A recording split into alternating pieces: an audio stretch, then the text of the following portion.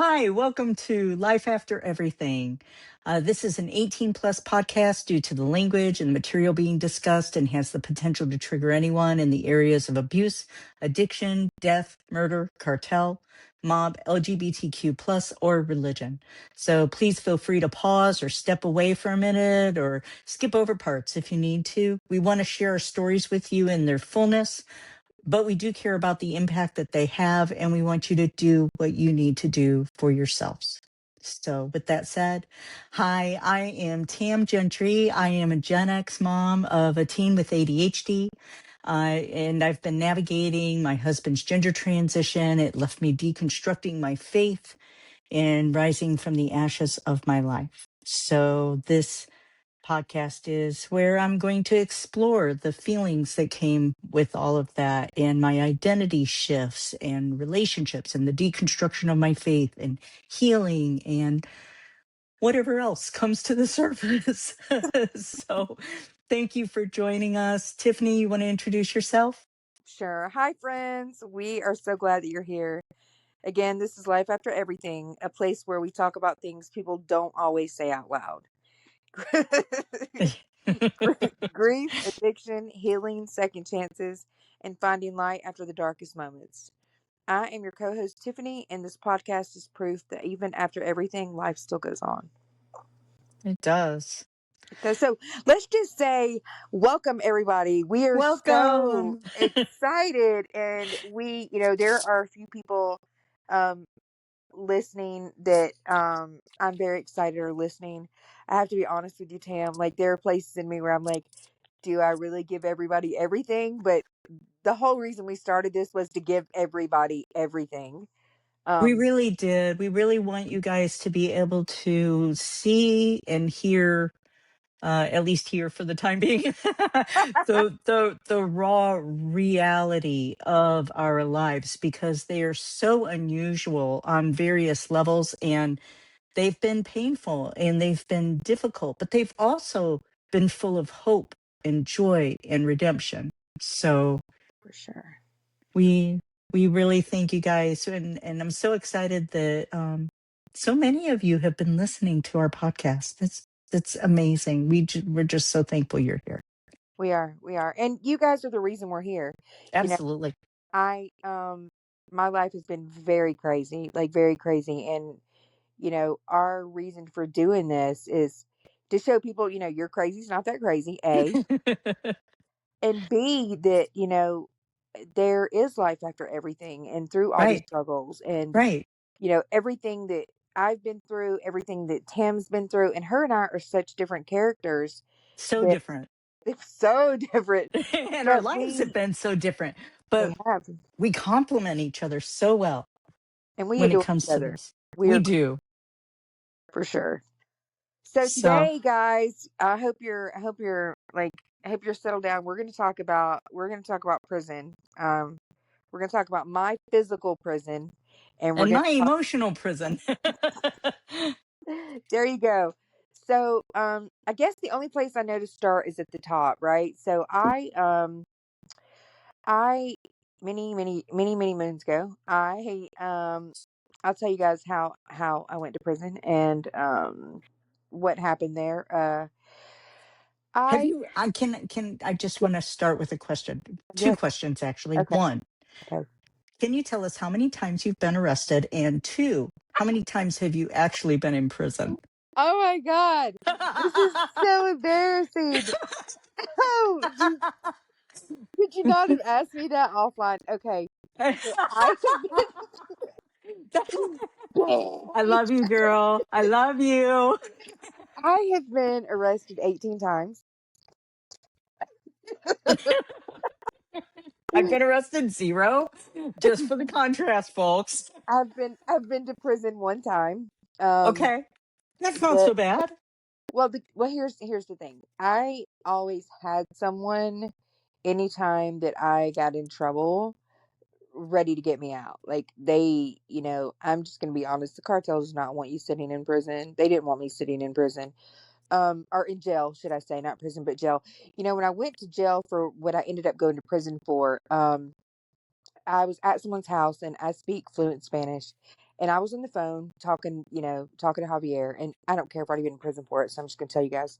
Um, I'm on the phone with Javier, and I'm telling him to drop off a lot of weight. And I was at a girl's house. I won't say her name because her and I are very good friends, and she has rebuilt her life. But what I will say is, I was at a girl's house, and someone there heard me over the phone telling Javier to drop off a pound because that's what I was doing. But what she didn't know was that I had somebody else the minute he dropped it off picking it up. And let's just be very clear about something. I and not that it makes it any better. However, I will say this. I was a commodities broker more so than I ever was playing with the commodities, if that helps. Um, Hmm. so, Certainly is better for you well, I mean, in many respects. well, and let's just say this. You get zero respect, and they do not do business with you if you are someone who is, getting high on your own supply. It's not how it works. Of Uh, course. You become a liability. you become a liability and you become untrustworthy. Okay, so he drops off what he was dropping off. Someone else was right there to pick it up the minute he dropped it off. A girl overheard the conversation, and they had been looking for me, Tam. Like, I used to call the head of the drug task force in Coweta County, and I would say, you know what, you POS, like, I just dropped off a pound in Coweta County. Good luck finding it. Or he would arrest someone that was working for me. I Wait, tormented this man. His name was did Pat did Lyons, I y'all. just hear Pat you Lyons. correctly? Wait a minute, wait a minute. Did I Yes, just hear you correctly that you actually yes. called them? I And tormented him. I tormented him. And let me tell you why. Because there were people that worked for me that would get arrested. And then I would call him and be like, "You piece of shit! Like, you got me!" Like, I would be so mad. I'd be like, "I hate you." you're Um, you're a trip. Oh my girl, God, I can't even I imagine doing that. tormented Pat Lyons, but it came back to bite me in the ass. How I went to prison. Thank you, Pat Lyons. But Oh wow. oh my god. Okay, so I'm at this girl's house, and the guy picks it up. Well, there's somebody else who's at the house hanging out. With um there are going to be people that we're going to have as guests. And when they're guests, I will bring up topics. So if you're listening to our podcast, you will remember things. So when I have a guest on and I say, "Hey, bro, you remember when this happened? Hey, bro, remember when I did some things I don't want to talk about." Anyway, so I will revisit some things and some names when people decide to be guests. Anyway, so there was a girl there hanging out with us. She leaves, gets pulled over, and she has like a joint, like a roach on her. And she tells him, "Hey, I know where Tiffany Hannah is." You Oh dumb. God. Well, of course, then they're like, "Oh wait, hold on. You know where Tiffany Hannah is? They've been looking for me." Like at that point, it had went be like the feds were after me and the local drug task force, like ATF, like all of it. So when she said my name and it was a drug task force agent that had pulled her over and found the weed, he was like, "Hold on, wait, I know that name." So then, of course, he calls. This was in Fayette County. He calls, Pat Lines, whatever. They literally tear gassed this girl's house. Tear gassed, Wow. kicked the door in, and there was like 8 people in the house. And here's what I'll say for my girl. I got to give her props because when the cops came in and they said, "Did you know what was going on here?" And I was like, "Do I fucking look stupid to you?" Yeah, I knew what the fuck was going on here. And when they asked her, she was like, "Everything's mine. Everything's mine." And I was like, I'll just call her S. I was like, "S, Wow. everything's mine. We're going all the way to jail for this." Like, it was a whole ordeal. Like, we made the papers. Yeah, they said I was the direct link between the cartel and the drugs on the streets. Like, it was bad. When I went to jail, they charged me with, I had like, I had a slew of charges, like trafficking and, anyway, I go to jail and Javier posts my bond within like 48 hours. So I was out. I think my bond was like 46 grand, something like that, $46,000. My bond was posted and I was out. And Wow. I know. I was out for about 2 years and ended up getting in some more trouble in Columbus, Georgia. I've And been then there. yeah, I've been there too, girl. I had a girlfriend there that I loved very much. Me Anyway, too. Me too, actually. Well, she's in Phoenix City, not well, I mean, I Columbus, had but like a girlfriend. oh, that kind of girlfriend. Sorry, never mind. So I can't claim that. so I end up they end up sending me back to, because I was out on bond, they end up sending me back to Fayette County. And I will never forget sitting in the room with the task force agent, and he's like showing me pictures of me and this Colombian guy, and he's like, do you know him? And we're in his Escalade, right? And I'm like, no, I don't know him. I met him at the mall. I just thought he was cute. And then there are pictures like the next 6 months, me in the Escalade, me at his house, me at the club, me at the mall with him in the Escalade. And he's like, you still don't know his name? I'm like, no, I don't know his name. Just some guy I met. And he said, and let me just be very clear on something. I'm not a whore. Okay. So this man said, do you go home with everybody you meet from the mall? And I was like, yeah, if they're Colombian. Look, if they're Colombian, I sure do. Yes, I do. I don't know who that is. Never. You'd rather paint yourself as a whore than to have them make a link. Yes, because Yes. I love him. Like I loved him, love him, Yeah. loved him. Yeah. So then it comes time for court, right? And I will never forget, they ended up having to drop all my charges down. The only thing they could charge me with was criminal attempt to possess. And by the way, guys, you will go all the way to prison for criminal attempt to possess in the state of Georgia. It just means all they can do is prove that you were within an arm's reach of some type of narcotics. That's criminal attempt to possess. Mm. Um, and first I had interstate trafficking. I had all kinds of stuff. All they could get me with was criminal attempt to possess. So then it's the sentencing. And Pat and the prosecutor said, Your Honor, we have Pat Lyons from the Coweta County Drug Task Force. He would like to say something before you sentence Miss Hannah. And I was like, oh, I'm fucked. Like, I'm fucked. Like, it's going to be bad. And he did. Oh, He testified against me, said that he had, and here was the other thing, he had over 21 people write statements, but nobody would sign them. That's right, clock that, nobody signed them. So they wow. were not, they could not use them in court because nobody was, but 21 people wrote statements, but nobody would sign their name to it, right? So he couldn't Mm. use them. So They they, knew what was good for them. yes, they did that. Yeah. You sign your name to something like that when the cartel's in the mix. That's not a good place to And be. they all knew better. They all knew better. They knew not to play with me. Anyway, Right. so I get sentenced and I'm like, I'm gonna go home. I ended up going to prison. And let's just talk about prison for a second, guys. Like, so back when I went to prison, like 20 years ago, you had something called Metro, which is where, so whenever you go to prison, you go through diagnostics before you get sent to like your main, like the main campus you're going to go to or whatever. What does that look like? I've never spent any time in jail, let alone prison. I don't have any clue. Can Well, you good for explain? you. Good for you. So, prison is, if you can imagine, like, it's okay. So prison is different from diagnostics. In diagnostics, we had to march to cadence everywhere we went. We had boots that we had to keep our boots shined, and we wore these white, really ugly jumpsuits. And back when I was in prison, you could smoke cigarettes, right? Yeah, So sure. I get to diagnostics, and of course, I was good. Like people had, and I will say this: I was taken very good care of the whole time I was in prison. I will say, not that it was worth it, but I was. Um, I, had cigarettes and all the things, and went after diagnostics. They decide where they're going to send you, and back then it was only one of two places: either you went to Pulaski or you went to Arendelle. Um, let's just say, I went to one prison, got in some trouble, had to go to another prison, ended up at a second prison. I ended up doing, I had a 5-year sentence, and in the state of Georgia, you do like a third of your time if it's a drug charge. Well, I wasn't that lucky. It didn't work out like that for me. I was there a little lot longer than a third. But Did you have to do the whole 5 years? I did 3.5 years off of five Okay.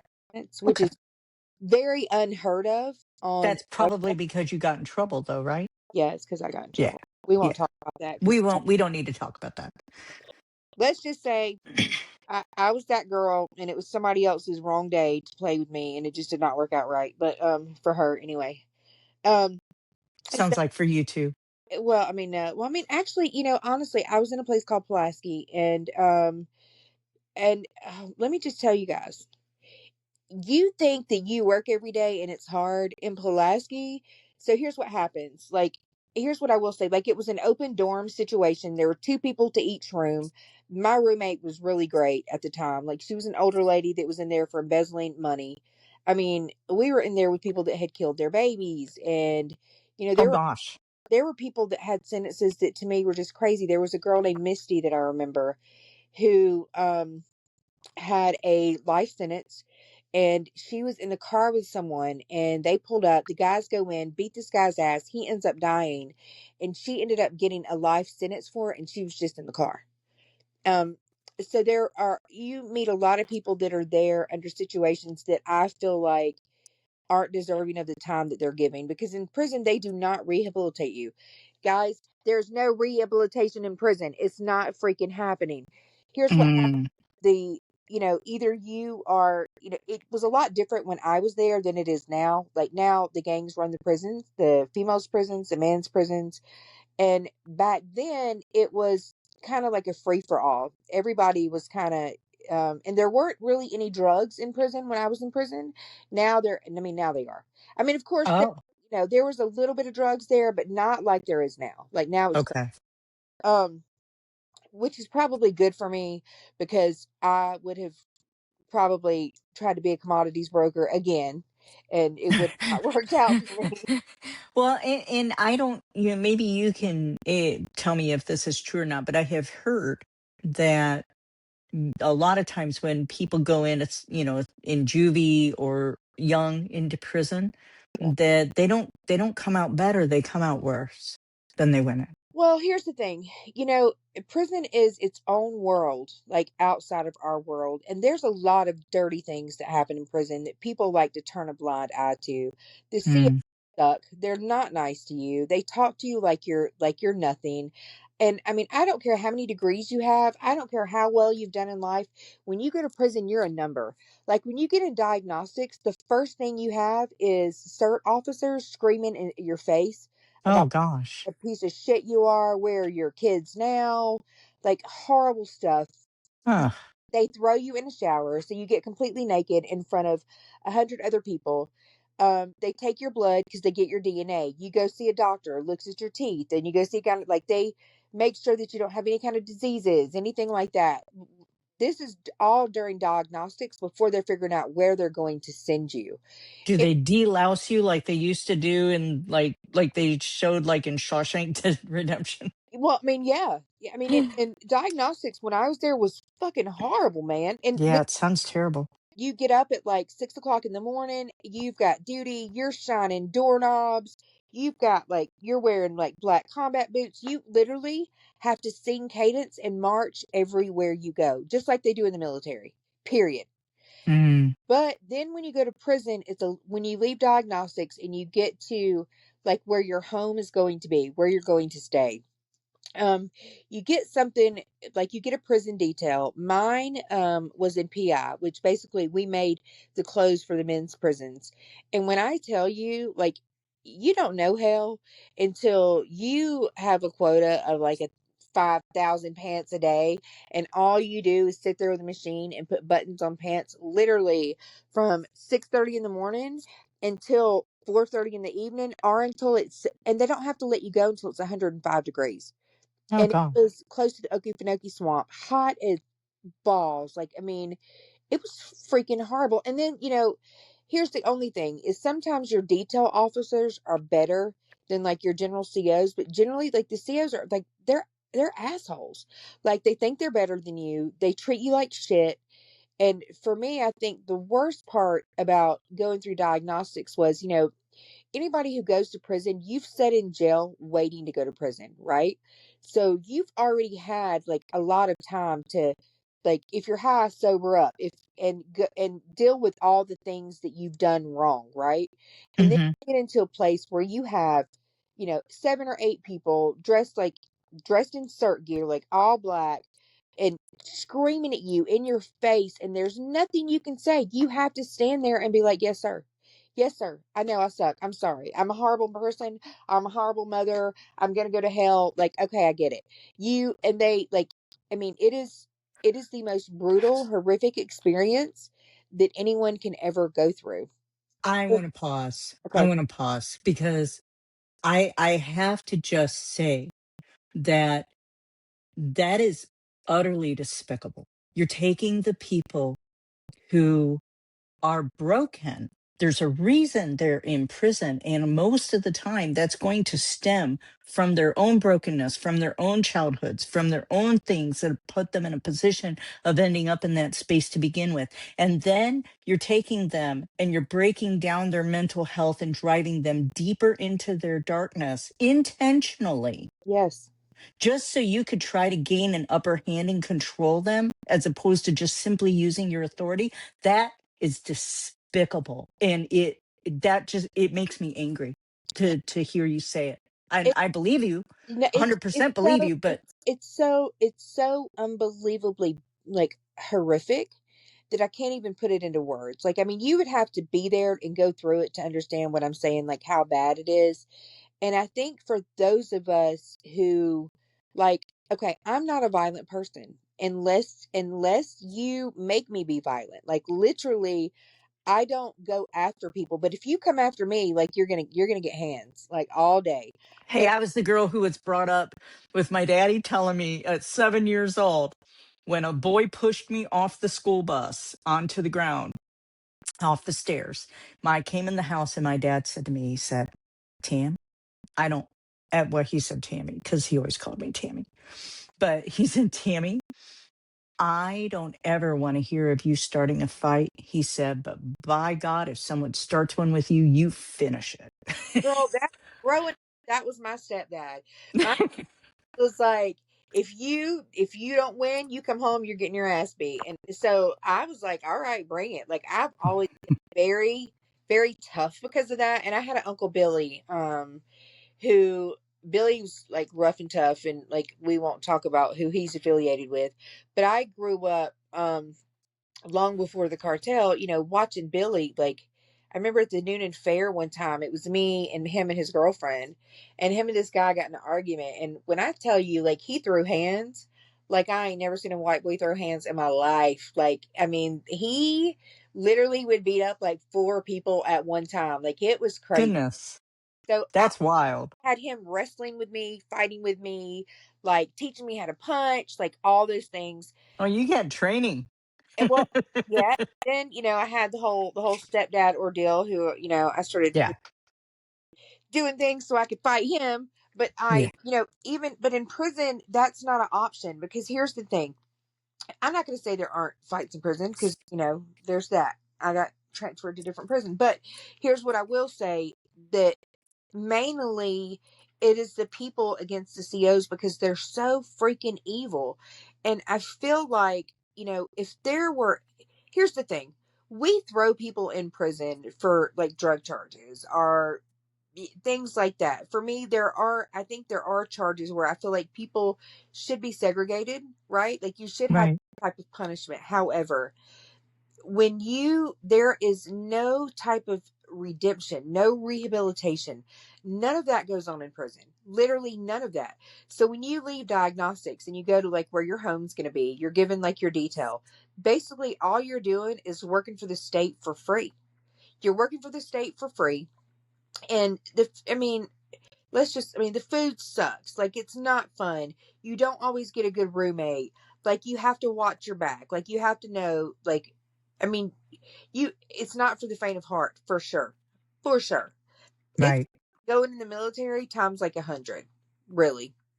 And I feel like if we did more to rehabilitate people, and there are places in the world, in for example in Amsterdam, here's what they did. So and by the way, I loved Amsterdam, loved the people, like loved everything about being in Holland. I got out, got my life together, and traveled the world teaching and educating people on how to cut and color hair correctly. I became the North American sales manager for one of the largest luxury hair brands in the world, all this stuff after prison. But when I was in Holland, what I found was that they created these well hospitals. So people that were addicts could go to the hospital twice a day and they would get high on whatever they chose to get high with. And there was a doctor and a nurse there that helped them do it. And it cut their crime rate down to like 2%. Wow. 2%. And there are other places that have also done that. So instead of taking like people that Right. are drug addicts and throwing them in prison, like they are actually try to rehabilitate them where they're able to get jobs and they're able Right. to get life and all of those things. Yeah, I was thinking it was either Amsterdam or the Netherlands Yeah. or one of those countries. I was you, thinking that you they just had a have like thought. a whole rehabilitation program that it's not even a prison setup. It's No. completely different than that. It's like take And, care of the people, take care of their basic needs, and then help them rehabilitate into. they've even they tried to do something like that in Atlanta, and it obviously, it didn't go over well. It was boycotted. But Well, here's the the other part. U.S. has the largest prison population in the entire world, so We that's not did. really And here's the other thing. I feel like, there's this war on fentanyl right now. And let's talk about fentanyl for a second. Like, okay. I mean, it's cost me it cost me my husband. And then after that, my best friend committed suicide and he knew what he was doing when he did it. Um Well, and then you dove into it too. yeah, and then I decided to dive into it. Like I'm like, okay, let me see what's so great about this. Um But here's what I'll say. If we want to stop the deaths, like you see it every day. Like there's somebody I follow on Facebook. His name he's under like Alyssa's dad. And he always posts these videos of people who like are in recovery or people that have died because he's trying to bring awareness to fentanyl and what it does, right? And Sure. there are so many people dying daily. And I get that there are people that don't understand addiction. I get that there are people that say you make the first choice. But here's the thing, after you make that first choice in that moment of weakness, there comes a point where physically you're just making a choice to survive. You're not even trying to get high. You're just Oh, you're trying to be well. You're trying to not be so sick that you're yeah. you feel like you're dying, right? Right. So if we as a community, as a state, as a nation, could come to the agreement that if maybe we did some of the stuff like they're doing in the Netherlands and we open, because some people are just going to get high, they're just going to. And if there's a way to prevent all these deaths, we should be doing something to try to prevent the deaths instead of throwing everybody in jail. Right. Right.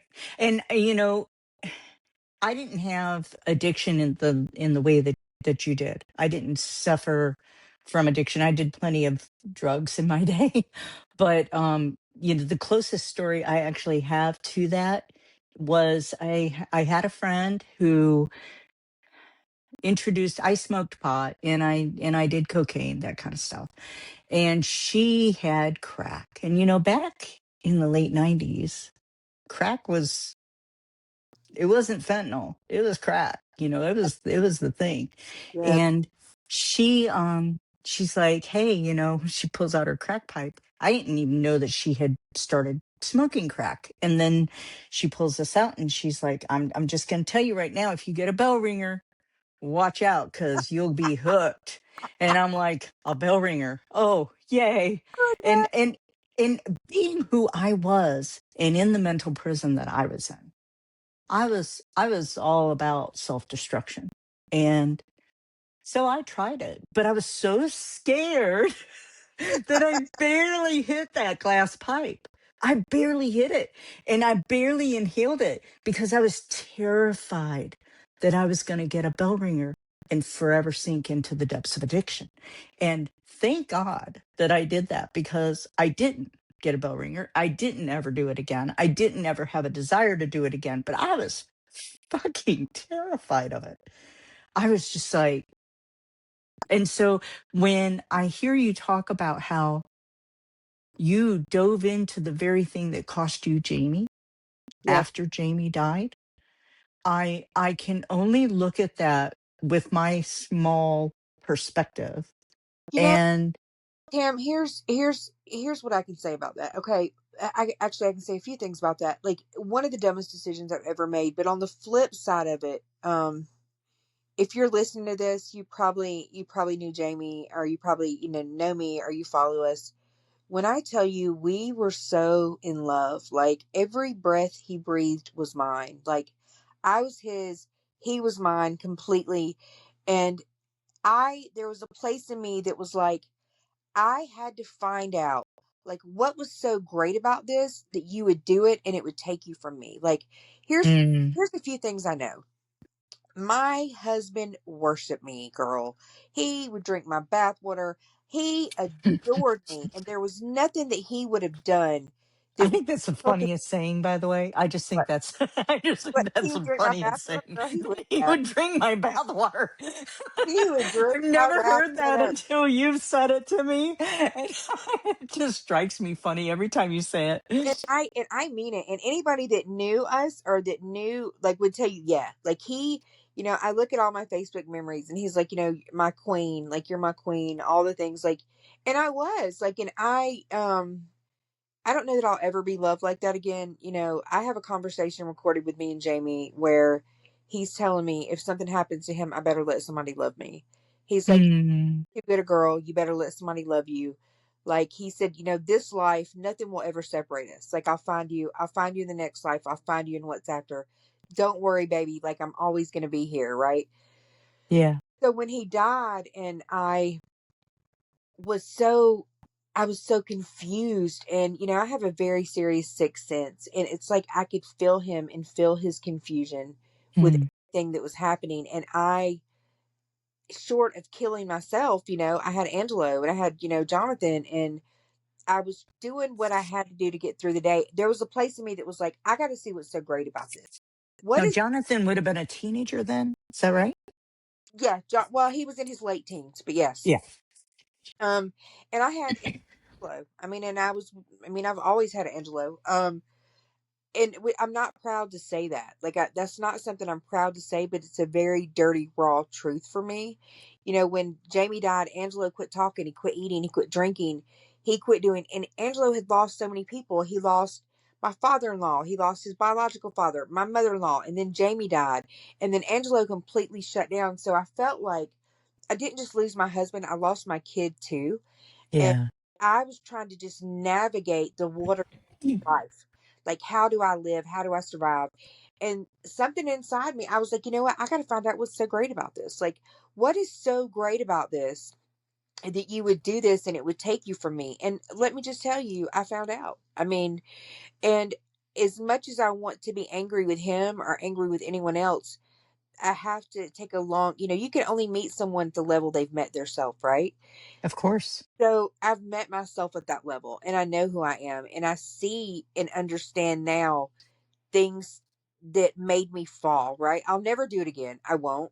Um, but what I can say is in those dark, scary, lonely, grief ridden moments, I didn't know what else to do. I needed something because I just couldn't deal with it. It was just too much. I'd lost everybody. I'd lost everything. I felt like I was losing my kid.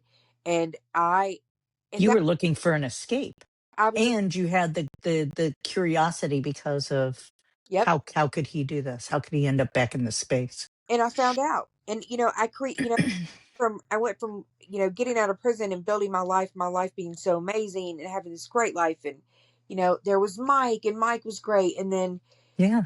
after Mike, there was Jamie. And I was like, life doesn't get any better than this. And then for the rug to be pulled out from up under me like it was, I went from one prison to another prison. Right. From, a physical prison, then I was living my life. And then I boxed myself in to a chemical dependency and an emotional prison that I didn't know how to get out of. Right. And Right. Emotional prisons are hard to break free of. oh my gosh. Yeah. And my house became my tomb. And I um you know here's what I will say. Until I went to jail, Javier had no idea what I was doing, right? Like he had no clue. And I do everything big. I go big with everything. That's what happens when you're passionate, darling. I know. I can't just go to jail. I got to go to jail and get a slew of charges like trafficking, possession, trafficking. And I remember I'm so fortunate I didn't end up in that space. I would not have done well in prison. You I never, could have easily ended up there, but I did not. I did but I not. I will was say very this: fortunate. I've had girlfriends on the street. I never had a girlfriend in prison. Well, I there's was not something. gay for the stay, guys. I was not gay for the stay. But I think when I go, so I go when I went to jail, like I am on this like crazy downward spiral, and I meet this guy named John who was an emotional blackmailer and was just like freaking horrible. And I think I just needed somebody to love me. And I will say this, like he loved me, but he was all the way fucked up. I think he loved me the only way he knew how, which was in a very chaotic, scary, emotional blackmailing kind of way. Um People love to the best of their abilities, but that does not mean that the best of their abilities does anything other than suck. I mean, that really, because that part. when you don't love yourself, and most of us don't, let's be honest, most of us grow up being told how terrible we are in this way or that way, and we have to either find a way to heal that, grow through it, end up in a place where we do love ourselves, or we're fighting that battle and we end up meeting people who are on a similar emotional path as we are, and we end up hurting each other as a result of it. It's just what it is. Well, and here's what I'll say now is that thank you Jesus, and thank you for the universe. Like you say, the universe is on my side. There's someone that I'm talking to now, and I'm like, you know what, you better lace up, buddy, because if you want to talk to me and you want to be a part of my life, like you're going to get to know me, like as a person, as a mother, as a human. All these things are going to happen first, because now in this much more healed version of myself, I realize like I'm not I'm some people are out there chasing these red flags like it's like Pokemon. And I'm not doing that. I've had enough character building. Pokemon God. Go, let's find the red flag. Yes, exactly. That's what, and I'm like, I've had enough character building from God. So back off from that and let you guys chase these flags. I'm Yeah, but as you heal your attraction to the things that would drive you down that, Pokemon Go red flag path and, just okay, disappear. They're eliminated. but even when they are eliminated, I'm like, I always end up with the mob of the cartel. Like, what is going on? But I will say this: But yeah, but the person it's been a while now. It's been now, a like, while. We it's have hope. we do have hope. We do have hope. And the person I'm talking to now, like mainly like we're it's just it's very funny, and like I make fun of him constantly. I'm always telling him he's gay, and he's always has something to say like, why don't you come find out how gay I am? And I'm like, no, we're not doing that. But Uh, usually he'll say stuff like, he'll say funny stuff like, I really don't think I'm your type, like I've not been to prison. Like I'm not charged like this talk. is the standard. Yeah, So we have to be cartel mob or at least an ex-con. yeah, all the time. And I'm like, bro, like you're in the running, you're in the running. There's plenty of time I can introduce you to some. I'm just like, Oh my God. Oh, girl, you have been through it. I have, but here's what I've learned. Um, and I constantly work on it. I've learned to give myself some grace, because if you do not forgive yourself, that is the biggest. If anyone listening, if here's what I have to say to you: I don't care what you've done. I don't care how bad your past has been. I don't care how dark it's been. Because listen, mine has been as dark as it gets. I have been, a party to, a company to, surrounded by some pretty horrific things that you only see in like on the ID channel, right? But Mm. here's what I will say: you have to learn to forgive yourself. And until you can forgive yourself and give yourself some grace, you're not growing, and you're going to stay stuck in the hamster wheel of chaos. And until you can give yourself some grace and forgive yourself, because here's the other thing: people usually forgive you a lot easier than you think they will.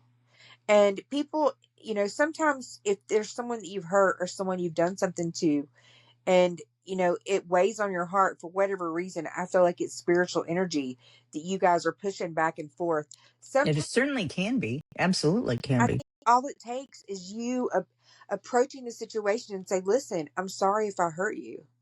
Like, I'm sorry if I've done something I that's think it's even better if you can examine and not have it even be an if, like where you can be in the place of being humble in that and going, I know that I said this and I recognized that that very easily could have hurt you. And I am so sorry. I shouldn't have said that, or I shouldn't have done that, or I shouldn't have whatever. And I recognize that wasn't cool of me, that, please forgive me. If you haven't already, please do. and I And think that's the power of words, Tam. Like words have it power. they And have weight. They have weight, but they have a lot more weight when they are sincere, authentic, and real. And most of us live with masks too much, and our authenticity too little. unlike us, I'm like, let's take off all the masks. Let me just bare my soul to the world. And Yeah, but sweetheart, for me at least, that's come out of my healing. I was living with masks too. I was living in that prison that I had created for myself, and my masks, they were my front to the world. And they talk about people having, different personas that they create for themselves in different circumstances, different situations. So they have, a front at work, and they have a front at church, and they have a front with their friends, and they have a front with their spouse, or whatever, or they act a certain way with their kids, and they have all of these different sides, natures to their personality. I don't know if I can say that I have 100% eliminated that for myself, but I have probably 99% eliminated that for myself. I am so done wearing masks. Fuck that. I'm If you don't like me, if you don't like who I am as an individual, as a person, that is okay with me. I am just fine with not being liked. I'm just fine with God, all somebody not being my person in life. And because there's somebody else who will love me for who I am, for sure. just like I am. And Even if my imperfections shine sometimes. and I have, Because they always do sometimes. it, I don't, here's the thing. If I said that there wasn't a place in me that wasn't fearful for my career, right? Um, but here's what I know. Um, I am very good at what I do, and I there's a place in me that's a little bit fearful of the future, and I'm going to open a salon and all those things. But there's another place in me that's like, you know what? I don't care. Like this is who I am. This is my truth, and I really feel like that I was given a second chance at life, and if there's anything I can say that helps one, two people, I'm not a pastor over here Bible thumping trying to bring souls to God. That's not my job, right? Right. Feel like if I can help you find healing, help you find peace, help you know there's life after everything, like for me, that's why I'm here. So if you in the professional world don't like me, then you're just stupid because I'm great. Your sound is off a little bit. I'm sorry. That's But okay.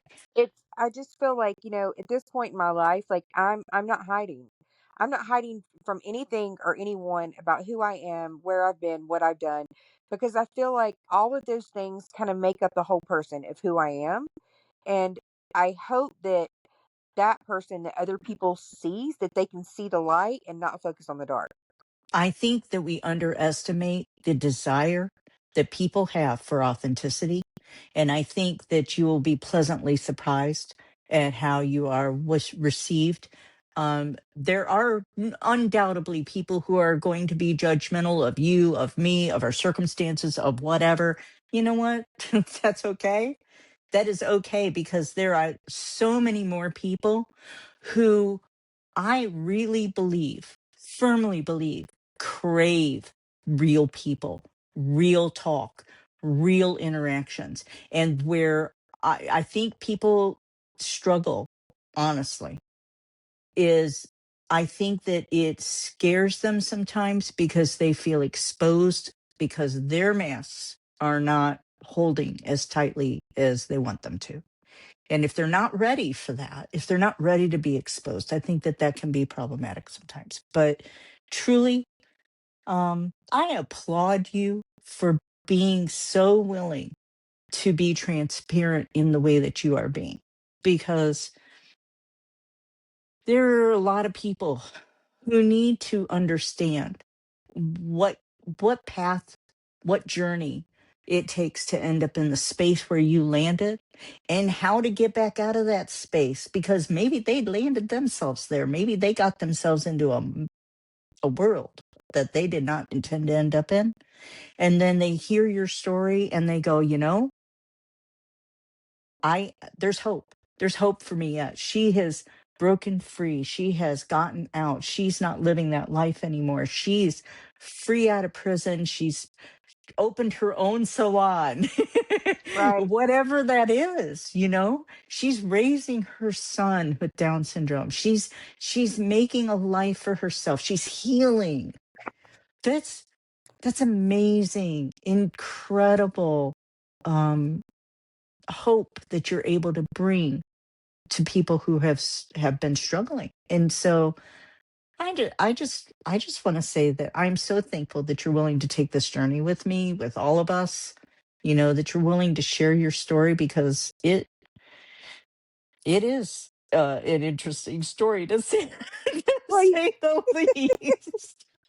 and the funny thing is, I can, and let me give that back to you, what you just gave to me, because I feel like, I feel the same way about you. Even when, you and I first we met, we first started talking, there was a place in me where I was like, okay, I really like her, like I loved you, and I was like, our connection was so serious. I was like, but I got to tell her all the things, like I need her to know all the truths about me.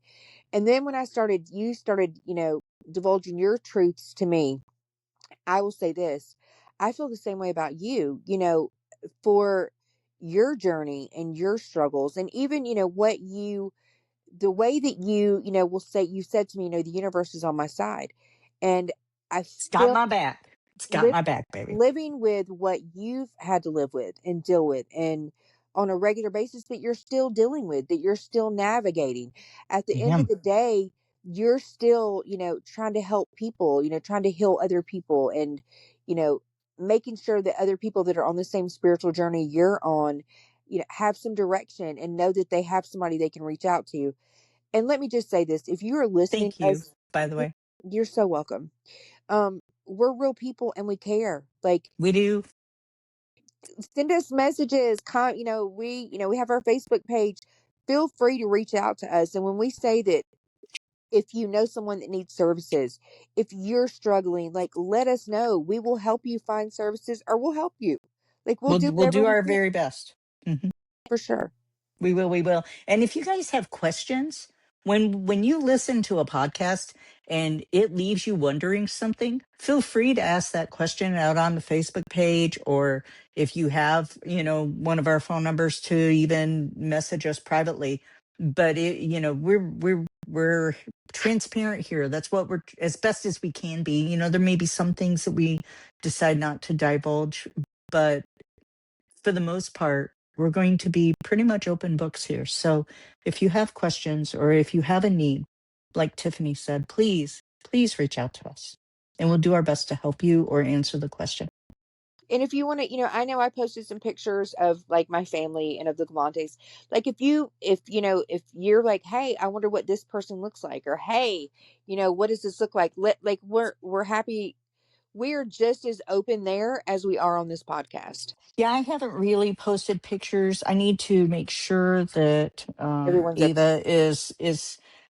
Ava, I have carte blanche, permission to talk about whatever I want to talk about, but I have not discussed with her, you know, putting pictures out and that type of thing. So I need to discuss that with her. But I will probably be posting some images as well. Well, luckily, but unluckily for me, most of the people that I talk about are dead. Yes.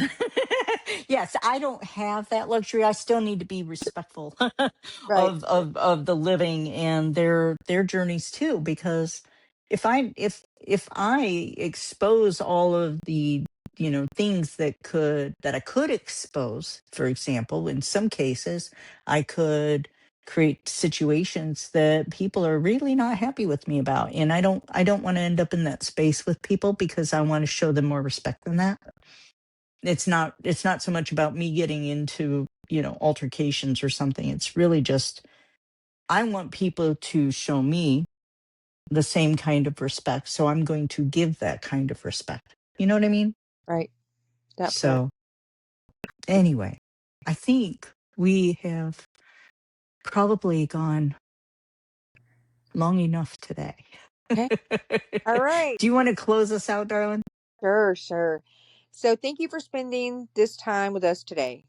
If something you heard touched your heart, share it with someone who might need it too.